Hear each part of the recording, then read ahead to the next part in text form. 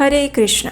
इस समय परम पवित्र वैशाख मास चल रहा है और इस मास में किए गए भगवान श्री हरि के नाम के गुणगान और कीर्तन का अत्यंत पुण्यदायी फल प्राप्त होता है। तो चलिए इस परम पवित्र मास में हम श्रवण करते हैं भगवान श्री हरि की एक और सुंदर पौराणिक कथा का।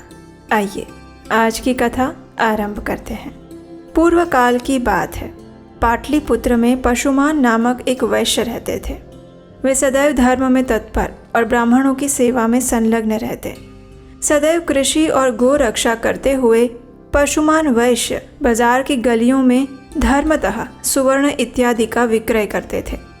उनकी 3 पत्नियां थीं जो सदैव पति की सेवा में लगी रहती और उन 3 स्त्रियों से सुपर्ण इत्यादि 8 पुत्र उत्पन्न हुए थे। वे जब 5 वर्ष के हो गए तब उन्हें कर्तव्य की शिक्षा दी जाने लगी। वे धीरे धीरे खेती, गोरक्षा और व्यापार का काम सीखने लगे। सुपर्ण इत्यादि 7 पुत्र पिता की बात सुनते और मानते भी थे। पशुमान जो कहते उस कार्य को तत्काल पूरा करते। उन्होंने सोने के कारोबार में अत्यंत कुशलता प्राप्त कर ली थी। लेकिन इस वैश्य का 8वां पुत्र दुष्पर्ण बचपन से ही गलत मार्ग पर चलने लगा था। वो पिता की बात नहीं सुनता था। बाल्यकाल से ही वो अन्य बालकों को सताया करता। पशुमान ने उसे दुष्कर्म परायण देखकर भी ये नादान है ऐसा कहकर उसकी उपेक्षा कर दी। उसके बाद वैश्य के 8 पुत्र युवावस्था को प्राप्त हुए। 8वां पुत्र दुष्पर्ण नगर के बालकों को दोनों हाथों में पकड़ लेता और कुआं, नदी या तालाब में फेंक देता। उसके इस दुष्चरित्र को कोई नहीं जानता था।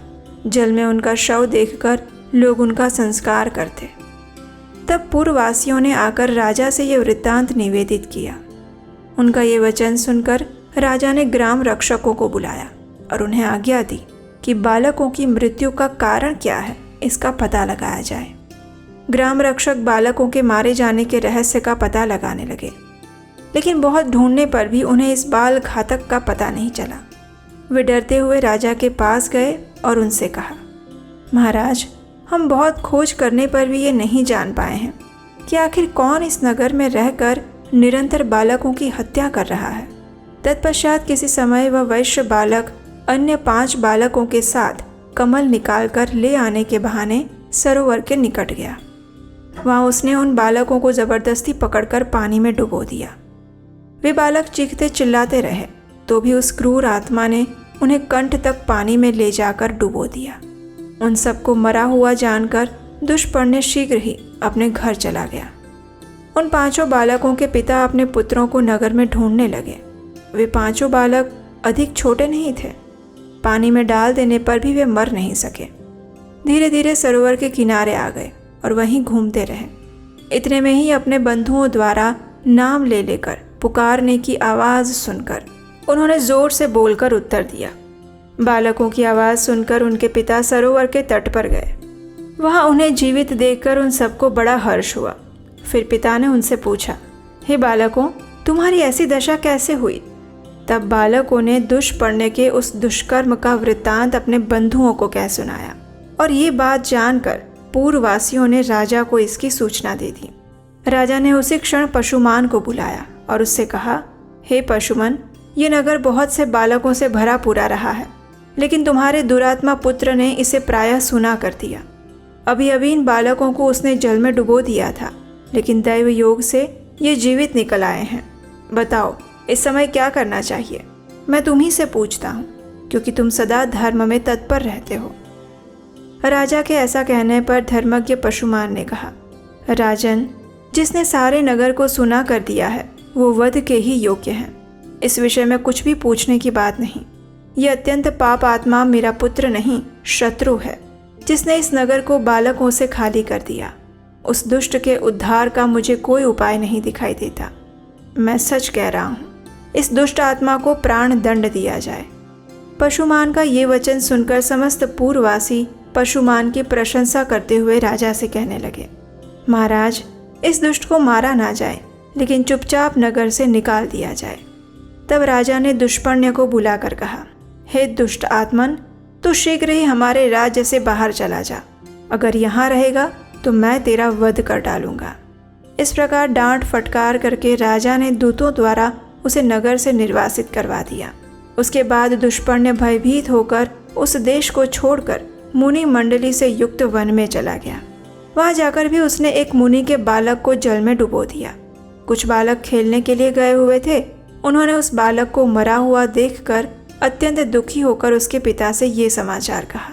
तब उग्र श्रवा ने बालकों से अपने पुत्र के मारे जाने का समाचार सुनकर तप के प्रभाव से दुष्पर्ण्य के चरित्र को जान लिया और उसे श्राप देते हुए कहा, हे दुष्ट आत्मा, तूने मेरे पुत्र को पानी में फेंक कर मार डाला है, इसलिए तेरी मृत्यु भी जल में डूबने से ही होगी और मरने के बाद तू दीर्घ काल तक पिशाच बना रहेगा।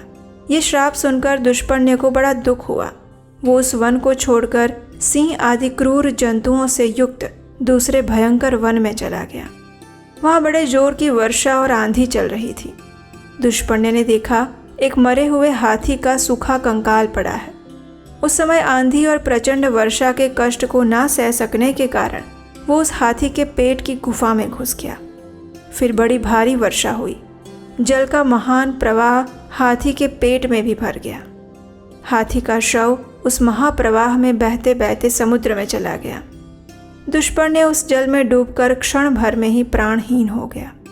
मृत्यु के बाद उसे पिशाच योनि प्राप्त हुई। भूख और प्यास से पीड़ित होकर वो भयानक रूपधारी पिशाच अनेक प्रकार के दुख सहता रहा और गहन वन में रहने लगा। एक वन से दूसरे वन में दौड़ता और कष्ट भोगता हुआ वो क्रमशः दंडकारण्य में आ पहुंचा।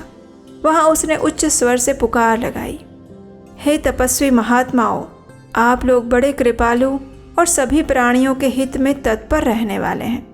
मैं दुख से अत्यंत पीड़ित हूँ, अतः मुझे अपनी दया दृष्टि से अनुग्रहित करें। पूर्व काल में मैं पाटलिपुत्र नगर में पशुमान का पुत्र दुष्पर्ण्य नामक वैश्य था।